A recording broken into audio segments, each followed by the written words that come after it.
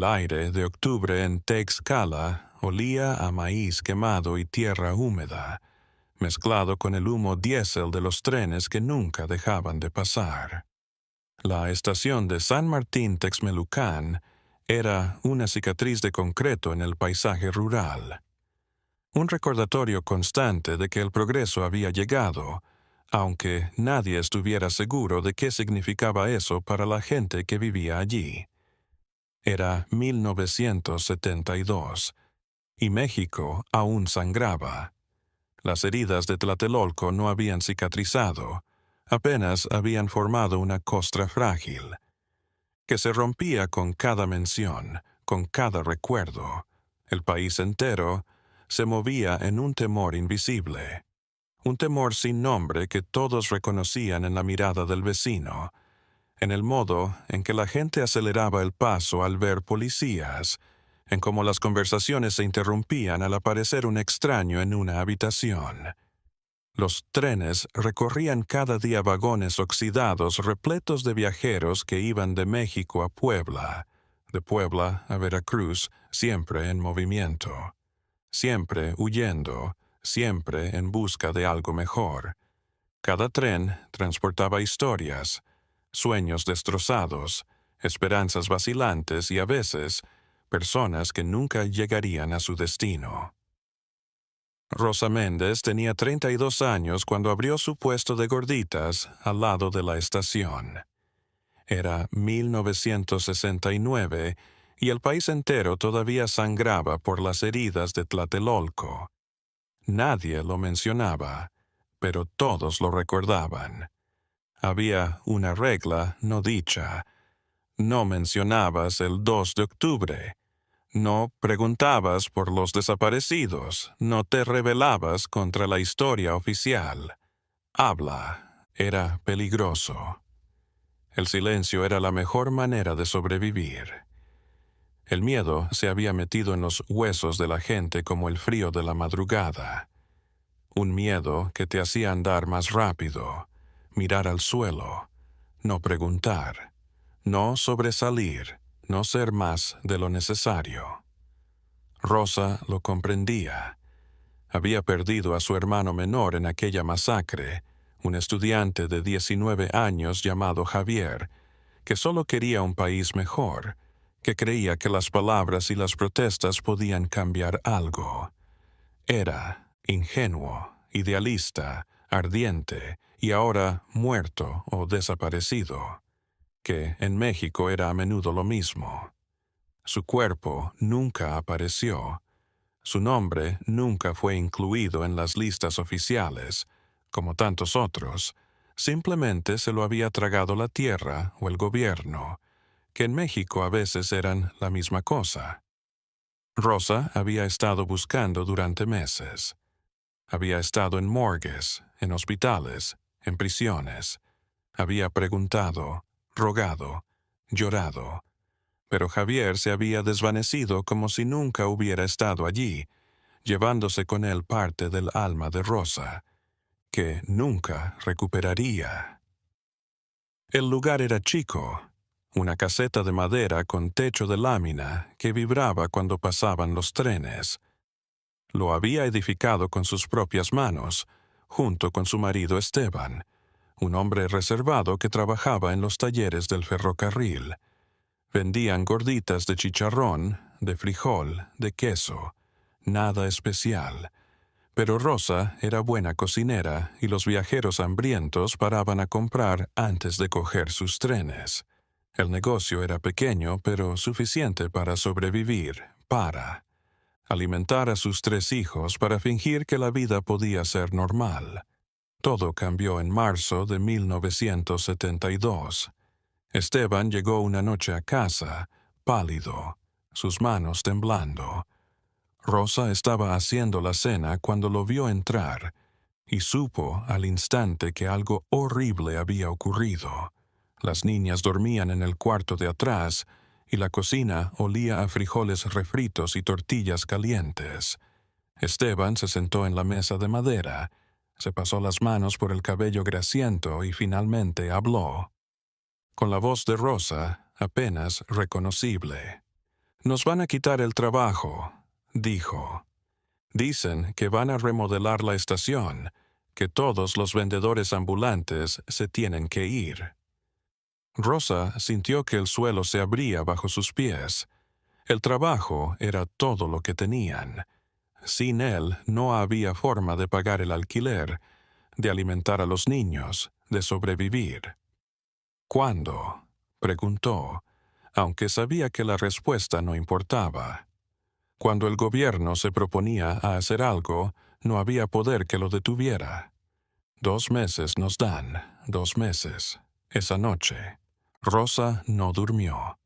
Se acostó en la oscuridad, escuchando la respiración de sus hijos, pensando en su hermano perdido, en todos los que el sistema había devorado y expulsado. Pensó en libertad. Esa palabra que los políticos gritaban en sus discursos mientras la gente se moría de hambre en las calles. ¿De qué servía la libertad si no podías alimentar a tus hijos? Si no podías ni reclamar y te desaparecían? Si no podías ni vender gorditas y te lo prohibían?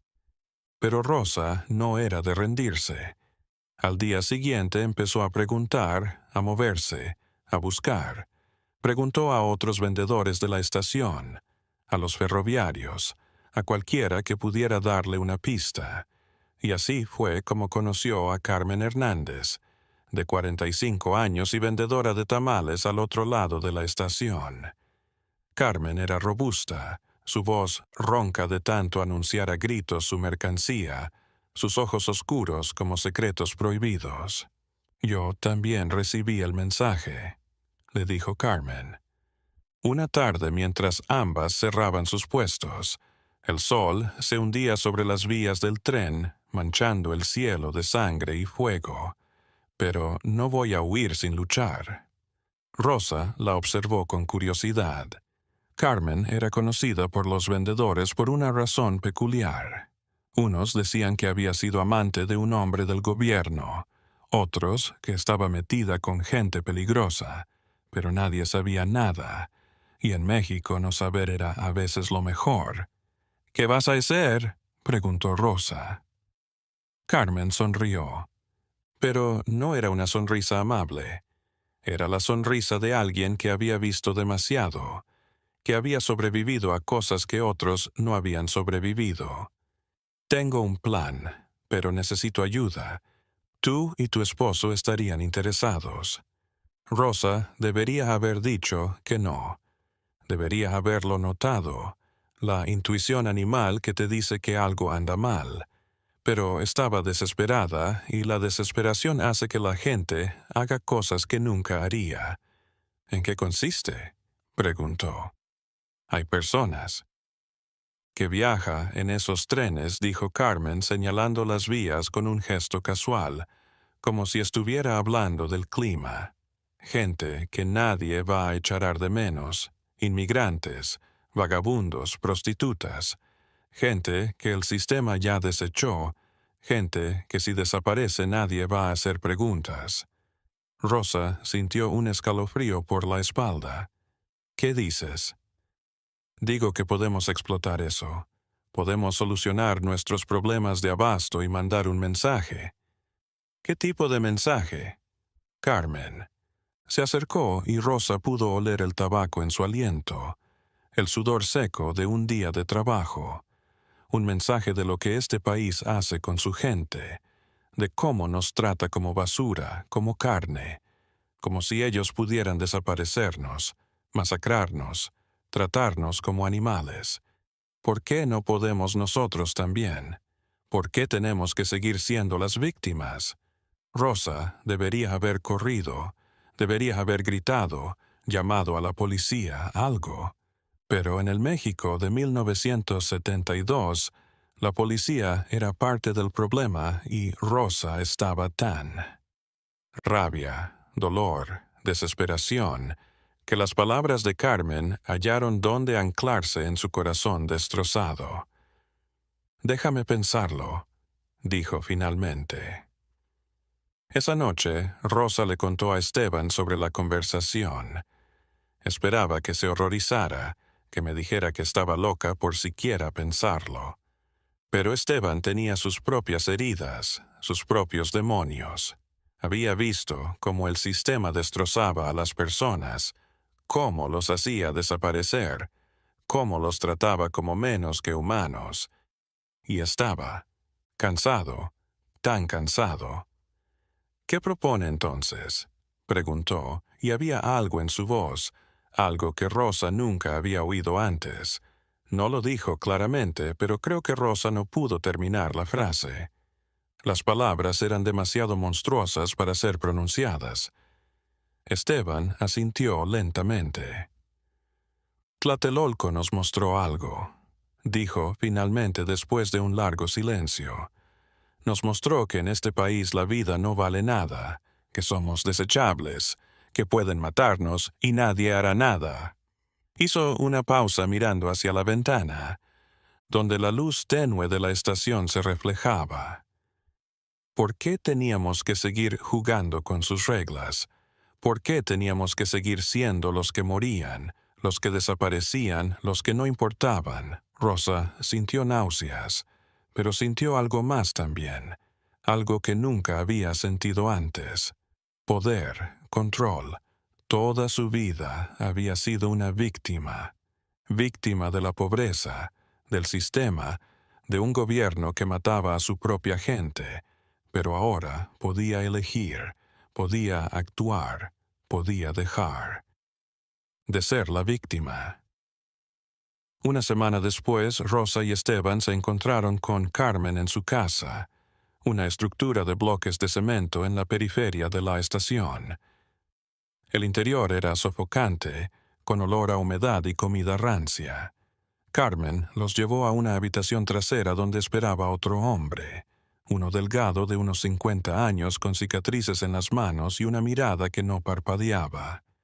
Se presentó como Juan y dijo que había trabajado en los mataderos de Puebla antes de que cerraran. «Conozco el proceso», dijo Juan sin preámbulos. «Sé cómo manejar la carne, cómo prepararla, cómo hacer que no se note».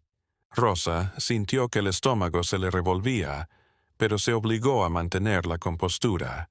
«¿Y cómo sabemos que esto no va a, que no nos van a descubrir?» Carmen se rió, una risa seca y amarga. «Nadie busca a los que desaparecen de esos trenes. ¿Crees que al gobierno le importa un migrante menos, una prostituta menos, un vagabundo menos? Ellos nos enseñaron que algunas vidas no importan, solo estamos siguiéndolo». Y comenzó. La noche era oscura, sin luna. El primero fue un hombre de unos 30 años que se bajó del tren de las 11 de la noche. Iba ebrio, tambaleándose, sin equipaje, sin nada que indicara que alguien lo esperaba. Vestía ropa andrajosa, sucia, olía a pulque y sudor rancio. Nadie lo recibió, nadie lo notó. Era el tipo descrito por Carmen, invisible, desechable, olvidado por el sistema, antes de que lo hicieran desaparecer de verdad. Juan lo siguió hasta el baño de la estación, sus pasos silenciosos, su presencia una sombra. Rosa observaba desde la distancia, su corazón latiendo con fuerza, sintiendo que podría explotar. Quiso gritar, detenerlo, correr, pero no pudo moverse, atrapada entre el horror de lo que estaba a punto de suceder y la desesperación que la había llevado hasta allí. Cuando el hombre entró en el baño, Juan entró detrás de él. 5 minutos. Sintieron como 5 horas. Cuando Juan salió, estaba solo. El hombre ya no existía. Su cuerpo fue procesado esa misma noche en el sótano de la casa de Carmen, y al día siguiente las gorditas de Rosa tenían un sabor más rico, más sustancioso, una textura que nunca había logrado antes. Los clientes notaron la diferencia inmediatamente y vinieron en mayor número, hambrientos, inconscientes del horror que consumían. «Están deliciosas», decía la gente. «¿Qué les pusiste?» ¿Cuál es tu secreto? Rosa sonreía y no. Respondía. El secreto era el horror. El secreto era que México había transformado a sus víctimas en monstruos, y los monstruos se alimentaban de los desechados, de los olvidados, de los que el sistema había declarado inservibles. Los meses pasaron, abril, mayo, junio. El negocio creció más de lo que Rosa había imaginado. Ya no solo vendía en la estación, ahora tenía un pequeño local en el centro de San Martín Texmelucan y la gente hacía fila para comprar sus gorditas. Las mejores de todo Tlaxcala, decían. Nunca había probado algo así. Los desaparecidos se acumulaban, pero nadie tomaba nota, aparte del pequeño grupo. Un migrante cada 15 días, una prostituta de vez en cuando, hombres y mujeres que nadie reclamaba, que no tenían familia, a quienes el sistema había vuelto invisibles mucho antes de que Rosa y los suyos los hicieran desaparecer. Realmente Esteban cambió. Rosa lo veía en sus ojos, en su manera de jugar con los niños. Había algo muerto en sus ojos, como si una parte de su alma se hubiera ido y no fuera a regresar. Él hacía la logística. Se aseguraba de que los cuerpos fueran recogidos sin ser vistos. Coordinaba con Juan para procesar. Se había vuelto eficiente, sistemático, casi indiferente. Y eso era lo que más miedo daba a Rosa. Cómo de fácil había sido cruzar esa línea. Cómo de rápido habían dejado de ser humanos.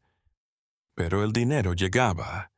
Por primera vez en sus vidas no tenían que preocuparse por el alquiler, por la comida, por la ropa de los niños. Rosa había comprado un solar en las afueras de la ciudad con la idea de levantar una auténtica casa con habitaciones para cada hijo y un jardín donde pudieran jugar. El sueño mexicano edificado sobre los huesos y la carne de los olvidados. Una noche de julio, Rosa no pudo dormir. Se levantó y fue a la cocina, preparó café y se sentó junto a la ventana. La estación estaba iluminada por luces amarillentas que titilaban. De vez en cuando y podía oír el silbido de un tren nocturno a la distancia. Se acordó de su hermano, desaparecido en Tlatelolco. Pensó en todas las madres que nunca encontraron los cuerpos de sus hijos. Pensó en la familia de desaparecidos que ella había formado. ¿Eran diferentes o eran lo mismo que el gobierno que detestaban? Habían racionalizado sus acciones diciendo que era un acto de resistencia, una forma de sobrevivir en un sistema cruel. Pero ¿no era eso lo mismo que decían los soldados? ¿Que dispararon en Tlatelolco? ¿Que solo obedecían órdenes? ¿Que hacían lo necesario? ¿Que defendían a la patria? Rosa sintió lágrimas correr por sus mejillas, pero no lloró. No se permitió llorar. Llorar significaba sentir, y sentir significaba reconocer lo que había hecho. Y si reconocía lo que había hecho, no podría seguir viviendo. El punto de quiebre llegó en agosto. Una joven de unos 25 años se apeó del tren de la tarde. Era diferente a los otros. Llevaba una maleta pequeña, ropa limpia, pero vieja, y en su expresión se veía esperanza. Rosa la vio desde su puesto y sintió algo removerse en su interior, algo que había estado dormido durante meses. Carmen también la vio. Se acercó a Rosa y le susurró al oído. «Esa está sola. Nadie la está esperando». «No», dijo Rosa automáticamente. Ella no. Carmen la observó con mirada gélida. «¿Por qué no? ¿En qué se destaca?» Rosa no sabía qué decir. Tal vez era la manera en que la mujer sonreía mientras observaba la estación como si estuviera emocionada de estar ahí. Tal vez era porque le recordaba a sí misma hace años, cuando todavía tenía sueños, cuando todavía creía que el mundo podía ser bueno. Tal vez ya no podía más. Solo no, repitió Rosa. Carmen entrecerró los ojos. Nos estamos quedando sin munición. El negocio se expande. Debemos preservar la calidad. Encuentra a alguien más. No hay nadie más en este tren. Algo dentro de Rosa se quebró. Entonces esperamos al siguiente tren. Carmen la estudió durante un largo momento y en su mirada rosa, algo la horrorizó. La conciencia de que había creado un monstruo y de que ese monstruo ya no la necesitaba.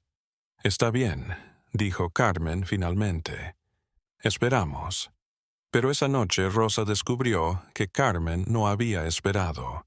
La mujer de la maleta salió en las noticias locales. Joven desaparecida en la estación de San Martín, Texmelucan. La familia quiere saber. Había una foto. La mujer se llamaba Patricia Vega. Tenía 24 años y había viajado desde Oaxaca para visitar a su hermana en Puebla. Su hermana la había estado esperando en la estación de Puebla, pero Patricia nunca apareció. Por primera vez en meses, alguien estaba buscando a uno de los desaparecidos. Por primera vez había un rostro, un nombre, una familia que hacía preguntas. Y Rosa supo que todo estaba por caerse. Los días que siguieron fueron un infierno. La policía hizo preguntas en la estación, no muchas, porque en México las desapariciones eran tan frecuentes que rara vez se tomaban en serio, pero lo suficiente como para inquietar a todo el grupo. Juan desapareció sin avisar. Simplemente no se presentó a su turno en el sótano de Carmen. Esteban comenzó a beber. Llegaba a casa cada noche con olor a alcohol barato y ojos inyectados en sangre. «Tenemos que parar», le dijo Rosa una noche. «Esto se está descontrolando. No podemos parar», respondió Esteban. «Carmen no nos va a dejar. Nos conoce demasiado. Entonces nos vamos, cogemos a los niños y nos vamos lejos». «¿Con qué plata?» «Todo lo que tenemos está invertido en el local, en el terreno. Si nos vamos, perdemos todo». Y así estaban, encadenados a sus propias acciones, prisioneros de los delitos que habían cometido en nombre de la supervivencia, en nombre de la libertad, que no era más que otra forma de esclavitud. La investigación se intensificó cuando un periodista de la Ciudad de México comenzó a indagar. Se llamaba Roberto Guzmán, 38 años, y llevaba desde Tlatelolco rastreando desapariciones en todo el país. Algo en él era diferente. Una decisión que Rosa reconoció que había estado en su hermano. Era el tipo de hombre que no se rendía, que creía que la verdad importaba, que la justicia existía incluso en un país donde la justicia era una broma de mal gusto. Roberto llegó a San Martín, Texmelucan, en septiembre. Rosa lo observó por primera vez en la estación, conversando con los demás vendedores, indagando por Patricia Vega. Llevaba una libreta donde apuntaba todo y sus ojos eran listos, observadores. Rosa se asustó al aproximarse a su lugar. «Buenas tardes», dijo Roberto sonriendo cortésmente. «Me dijeron que usted tiene años vendiendo aquí». «Sí», respondió Rosa tratando de mantener la voz firme.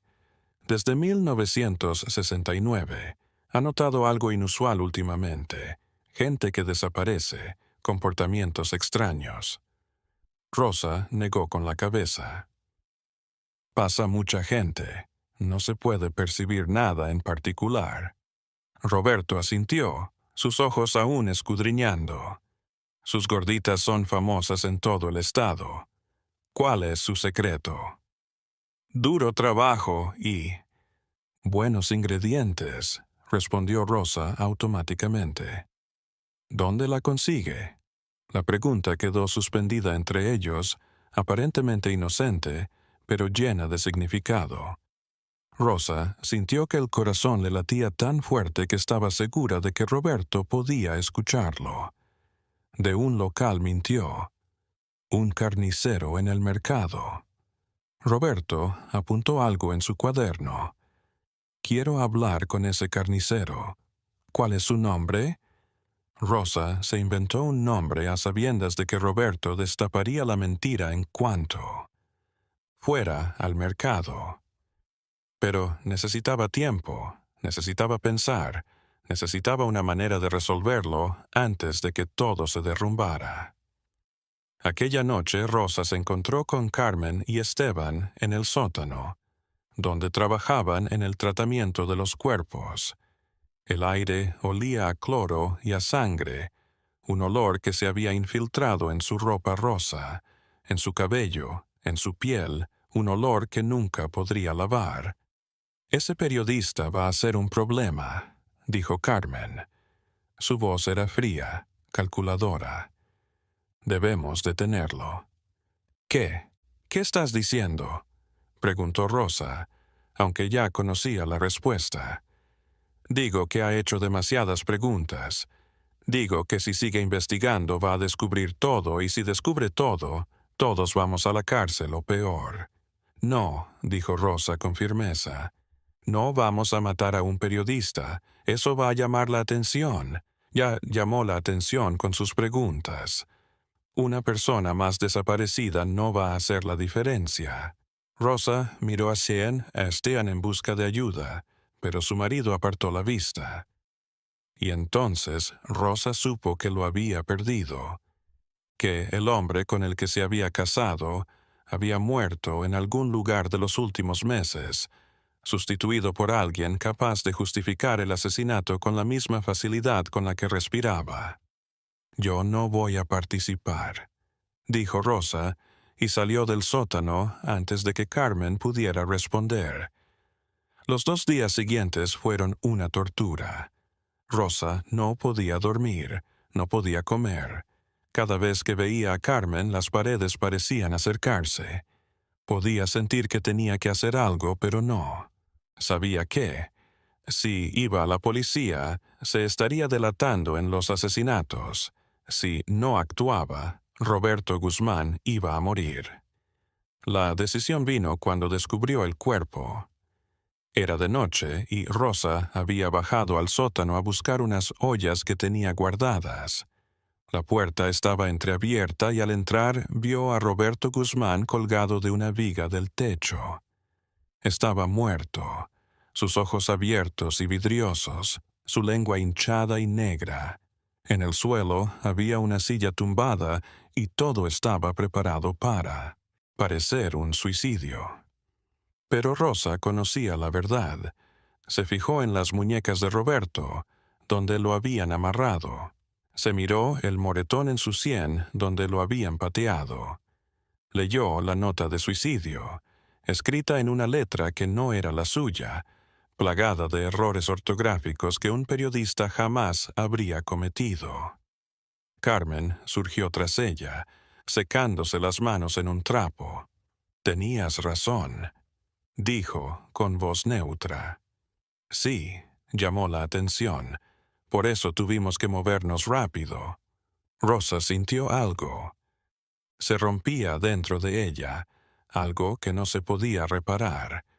«Esto va a terminar mal», susurró. «Esto va a acabar mal para todos».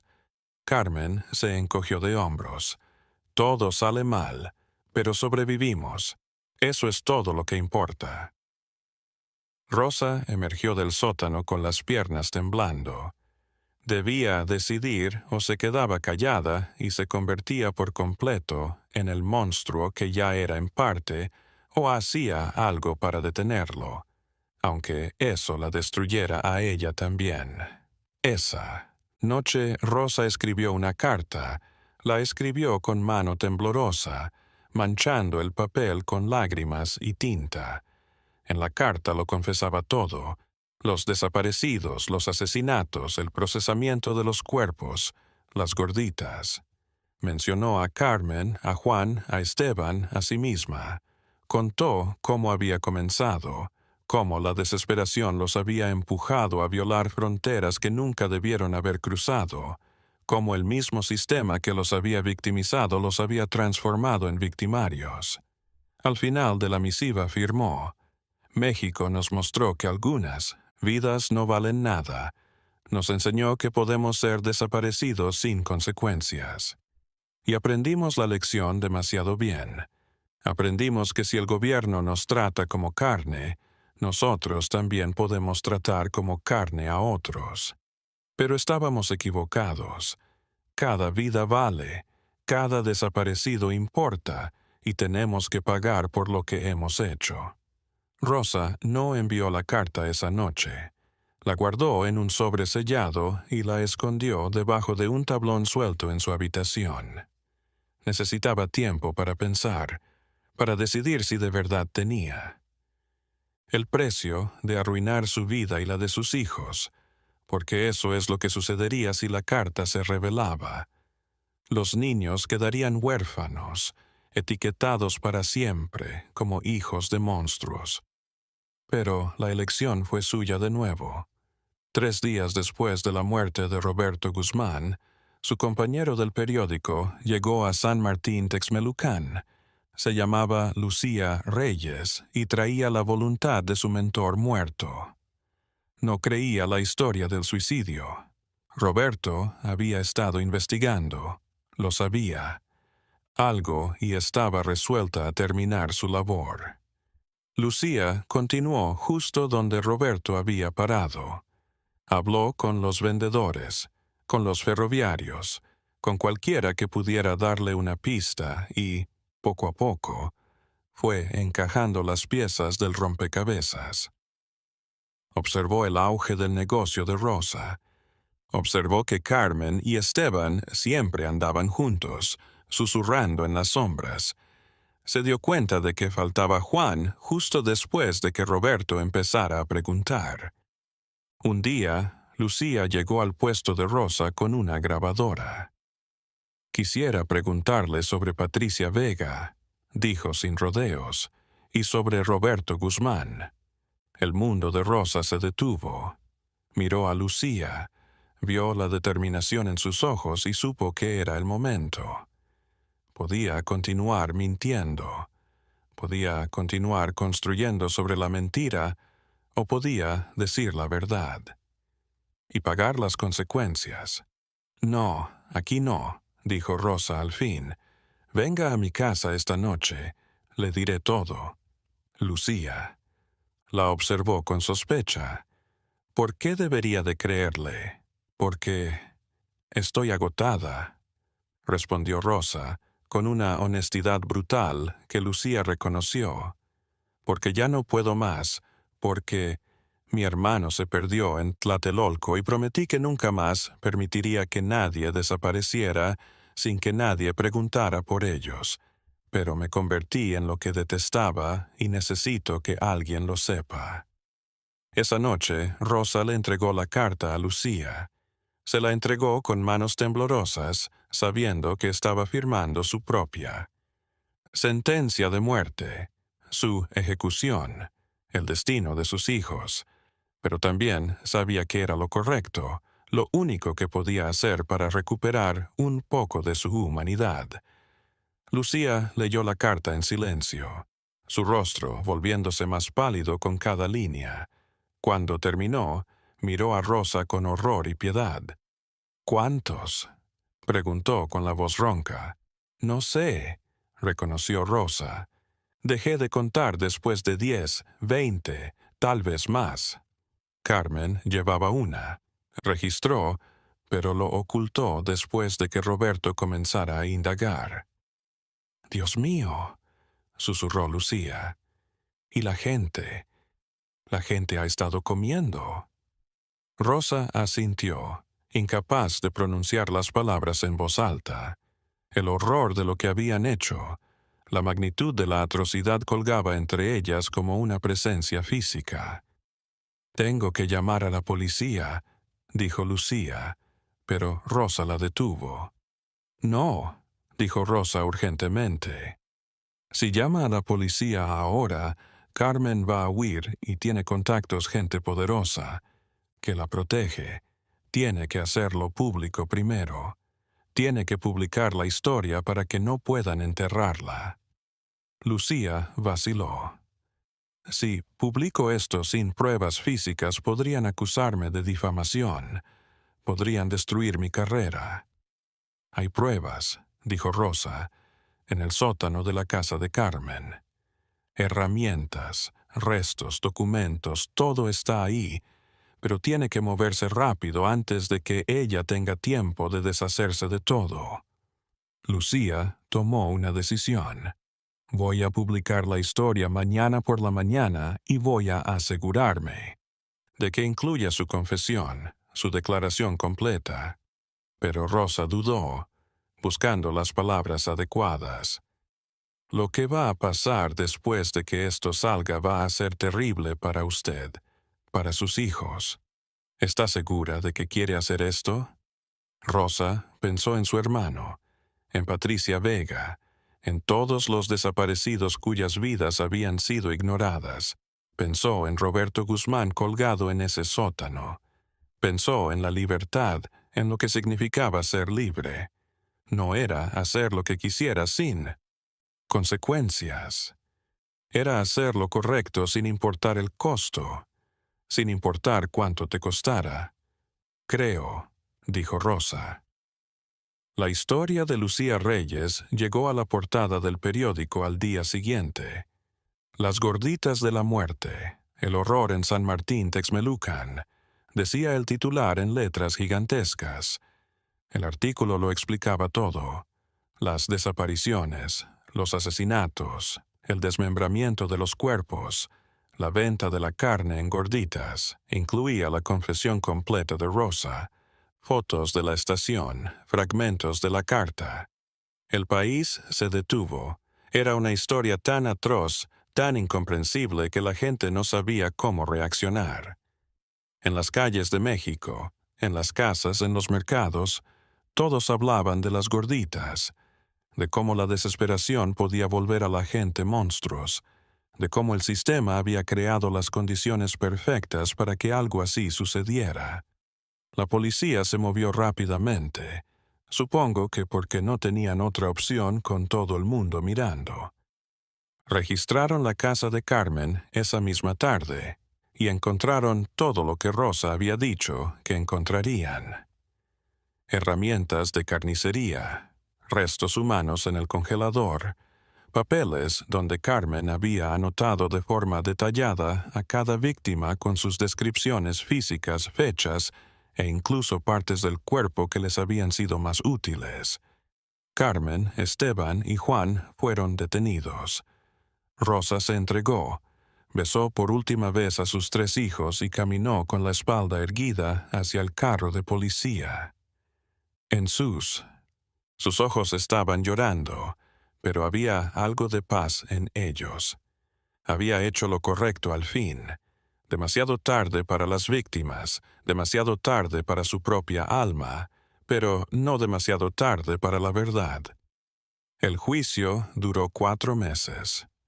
Fue un circo mediático con reporteros de todo el mundo invadiendo San Martín Texmelucan para informar sobre el caso más monstruoso en la historia de México. Los abogados de Carmen intentaron alegar que habían sido víctimas del sistema, que la pobreza y la desesperación los había empujado, pero la evidencia era abrumadora y el testimonio de Rosa fue desgarrador en su honestidad brutal.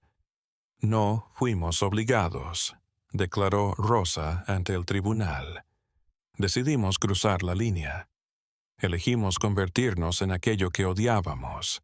Y no hay justificación para eso. El sistema es cruel. Sí, el sistema nos trata como basura.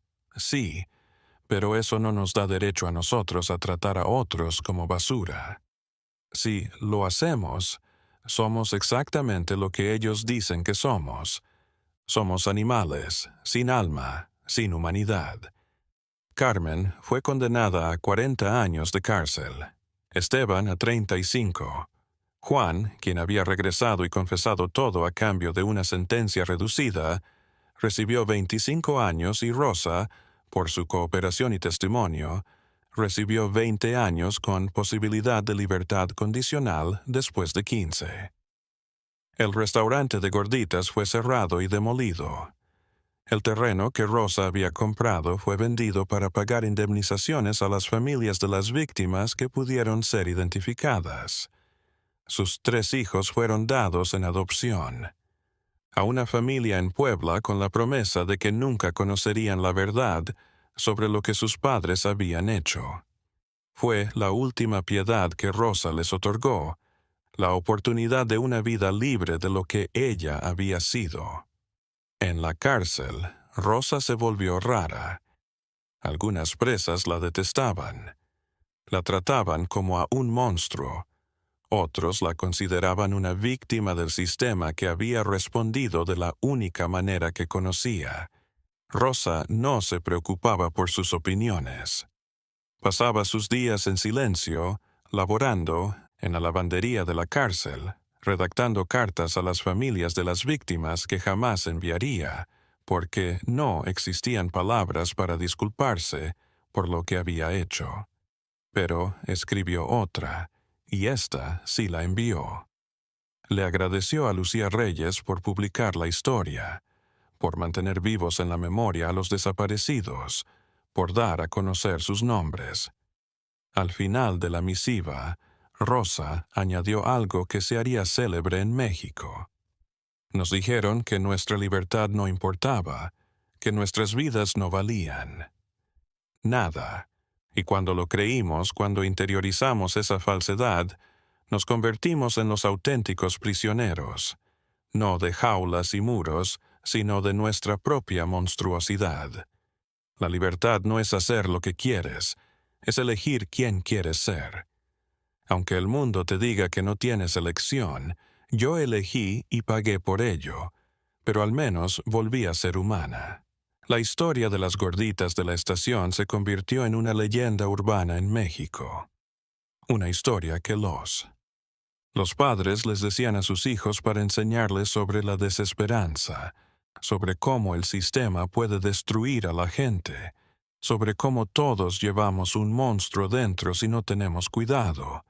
Pero también se convirtió en algo más, un recordatorio brutal de que en México la pregunta de quién desaparece y por qué nunca tiene una respuesta simple.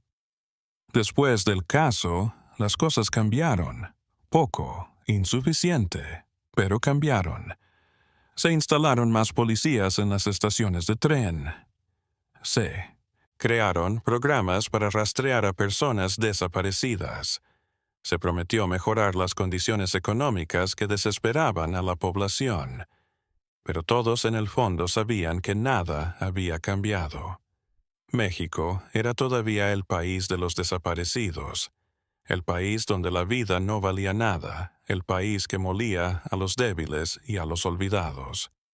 Lucía Reyes continuó su trabajo como periodista, dedicándose a investigar desapariciones en todo el país.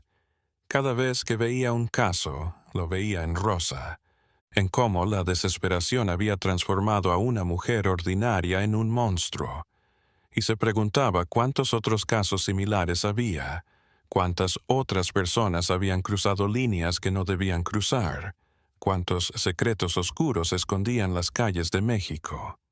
Años después, cuando Rosa fue liberada bajo libertad condicional después de cumplir 15 años, salió de la prisión convertida en una mujer diferente.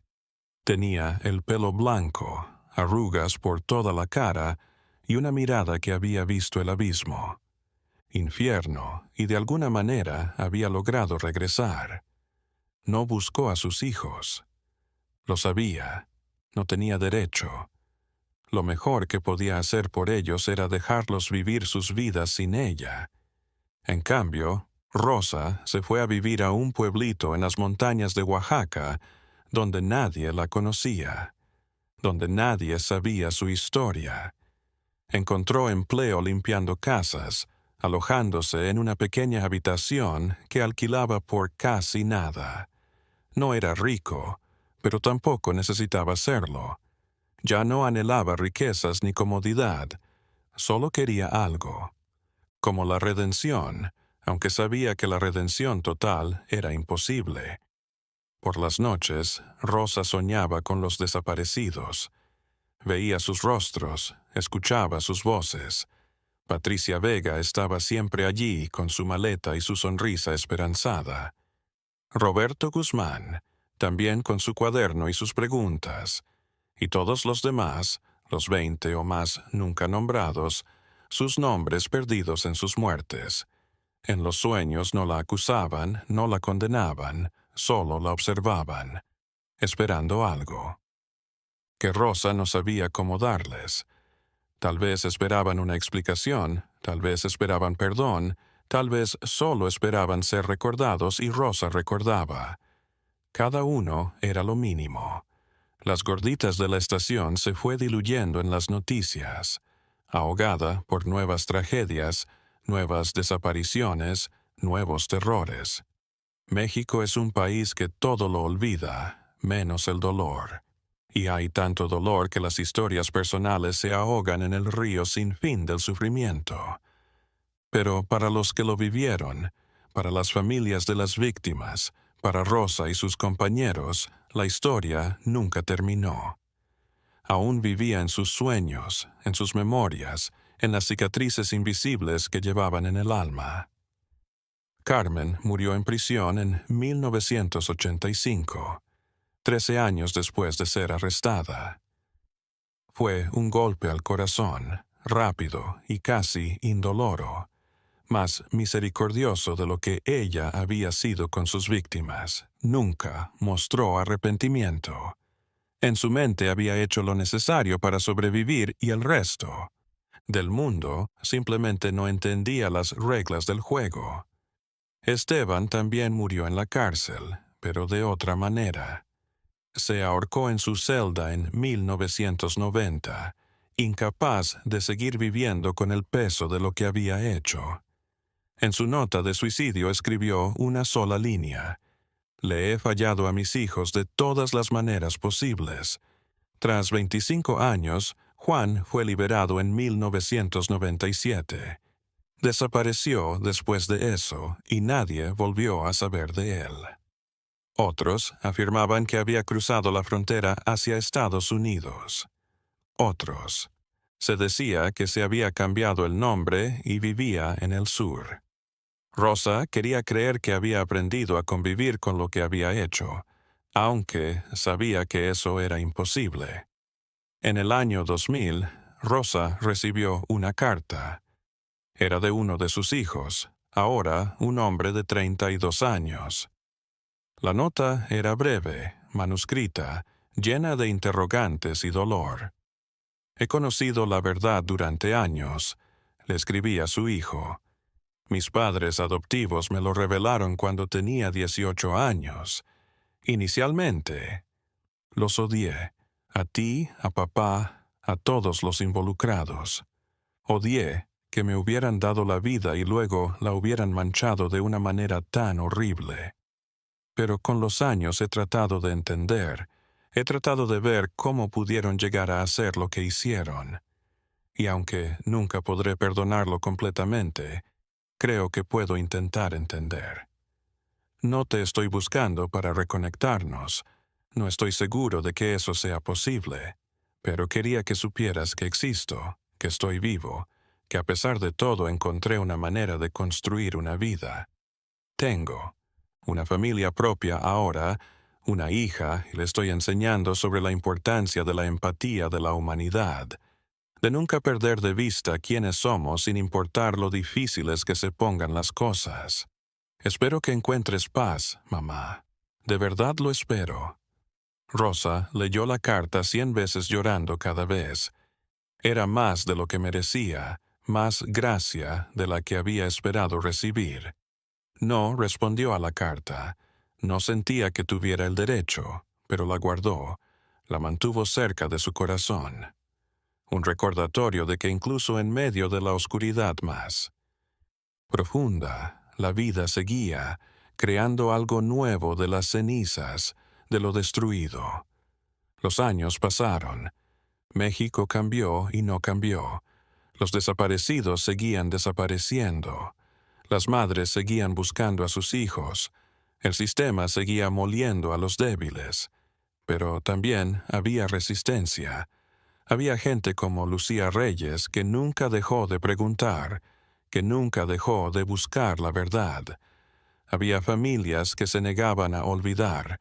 Había comunidades que se organizaban para protegerse mutuamente, y había gente como Rosa que se había perdido en la oscuridad, pero que había logrado regresar a la luz. No era redención, no. El mal que había hecho no podía deshacerse. Las vidas que había tomado no podían ser restauradas. Pero era algo: reconocer su error, aceptarlo y tratar de ser humana de nuevo. En 2015, a los 78 años, Rosa fue localizada por Lucía Reyes, 43 años después de haberse perdido. Se conocieron la noche de 1972. Lucía tenía ahora 67 años y seguía trabajando como periodista.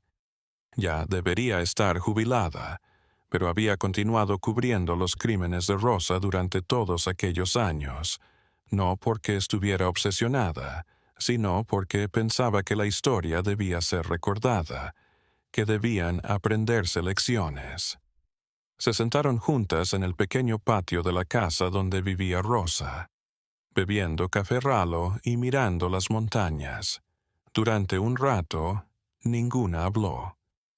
No había mucho que decir. Todo ya había sucedido. Había sido dicho, confesado, escrito. Finalmente, Lucía habló. ¿Por qué lo hicieron?, preguntó. ¿Por qué tú? ¿Por qué Carmen? ¿Por qué todos ustedes? Rosa se tomó un momento antes de responder. Porque dejamos de ver a las personas como personas, dijo finalmente. El sistema nos enseñó que algunas vidas no valen nada, y cuando te lo crees de verdad, todo se justifica. Nos dijimos a nosotros mismos que estábamos recogiendo solo a los rechazados, a los que nadie echaría de menos, como si eso lo hiciera menos malo, como si el valor de una vida dependiera de cuántas personas llorarían si desapareciera. ¿Y qué has aprendido?, dijo Lucía. Que cada vida importa, respondió Rosa. Incluso las vidas de personas como yo, personas que han hecho cosas terribles, incluso esas vidas tienen valor, aunque solo sea porque podemos arrepentirnos, confesarnos, intentar hacer las cosas un poco mejor, no mucho, pero es algo. Lucía asintió lentamente. ¿Sabes que todavía desaparecen personas en México? Miles al año y nadie hace nada. Lo sé, dijo Rosa. Leo las noticias, veo las noticias y cada vez que veo otro desaparecido, pienso en lo que hice, en cómo contribuía a esa cultura de invisibilidad, de desechabilidad. No puedo cambiarlo, pero puedo recordarlo. Puedo asegurarme de que nunca lo olvide para que al menos alguien en el mundo cargue con esa verdad. Lucía sacó una grabadora de su bolso. Quiero grabarte hablando de esto. No para un artículo, sino para un documental que estoy haciendo sobre las desapariciones en México, para mostrarle a la gente que esto no se trata solo de política o crimen organizado, se trata de lo que el sistema nos hace a todos, cómo nos deshumaniza. Rosa miró la grabadora un momento y asintió. Está bien, dijo, si puede ayudar a una persona a entender, a no cometer los mismos errores, entonces vale la pena. Hablaron durante horas. Rosa relató su historia de nuevo, todos los detalles sangrientos, todas las decisiones que la habían arrastrado al infierno. Habló de su hermano en Tlatelolco. de la desesperación, de cómo Carmen la había seducido con promesas de supervivencia y poder. Habló de cada víctima que podía recordar, cómo sus rostros la perseguían. La libertad, dijo Rosa al final de la entrevista, es lo más preciado que tenemos, pero también lo más peligroso, porque con la libertad viene la responsabilidad de elegir bien. Y yo elegí mal. Elegí la supervivencia sobre la humanidad. Elegí el poder sobre la compasión. Y esa elección me costó todo, mi alma, mi familia, mi vida. Pero al menos al final pude elegir decir la verdad. Esa fue mi última libertad y la única que usé bien. El documental de Lucía se estrenó en 2017. Se llamaba Las Gorditas de la Muerte, una historia de desesperación y horror en México. Fue visto por millones de personas, generó debates en todo el país, obligó a la